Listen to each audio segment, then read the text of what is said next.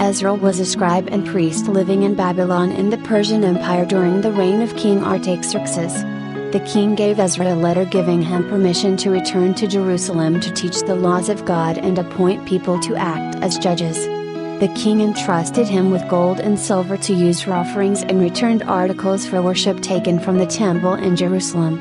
Ezra brought with him scrolls on which were written God's laws. He had devoted his life to teaching people to live as God wanted. A large group of Jews returning with Ezra gathered by the Ahava Canal. Although there were priests in the crowd, there were no Levites or temple servants returning to Jerusalem. Ezra needed Levites to help him teach God's laws. So Ezra sent a group of leaders with a message to Iddo, the leader of the Levites living in Kaziphia, asking him for help. 38 Levites responded to Ezra's plea and joined those returning to Jerusalem. They were joined by 220 temple servants.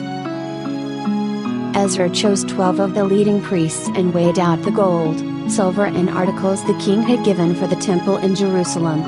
He asked them to be responsible and guard 850 talents, 29 metric tons, of treasures worth a fortune. Ezra asked everyone to fast and pray for a safe trip to Jerusalem. He did not want to ask the king for soldiers to escort them and protect them, as he had told the king God protects those who turn to him and shows his anger against those who forsake him. The party set off trusting God to look after them and their valuable cargo. The trip took 4 months, but God protected them from attack by their enemies and bandits. At last Ezra and the Jews traveling with him got to Jerusalem. They set up camp and rested there for 3 days. On the 4th day the gold and silver was weighed again and entrusted to a priest called Meremoth. It was all accounted for. Nothing had been lost or stolen. Everyone then sacrificed burnt offerings to God.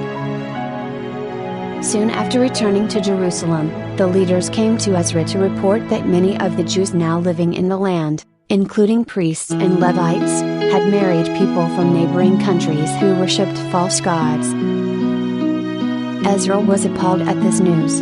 He tore his tunic and cloak and pulled hair from his head and beard in grief. Those who loved and feared the Lord God gathered round Ezra. Ezra continued to show how upset he was about this disobedience until the time of the evening sacrifice.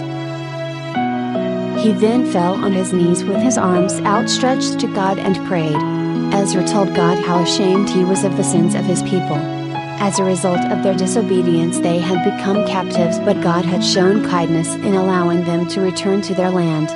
Now they were guilty of marrying people to worship idols and did detestable things. Ezra pleaded with God not to destroy them all. While Ezra was praying, confessing, weeping and throwing himself down before the temple, a large crowd of Jews gathered round him and wept bitterly. One of them, Shechaniah, announced, "We have been unfaithful to our God by marrying foreign women who do not worship God. Let us promise to send these women and their children away according to God's law." Ezra rose up and put the leading priests, Levites and people under oath to do what had been suggested. An order was given for all the exiled men who had returned to gather in Jerusalem or had their property confiscated. 3 days later the men of Judah and Benjamin gathered in the square before the temple. It was raining and they were distressed. Ezra told them, "You have been unfaithful and you have married foreign women. It's time to honor God and obey Him. Separate yourselves from the idol-worshipping people around you and from your foreign wives." Lives right with God. Those who had married foreign women agreed to appear before the elders and judges of the towns where they lived for their cases to be heard.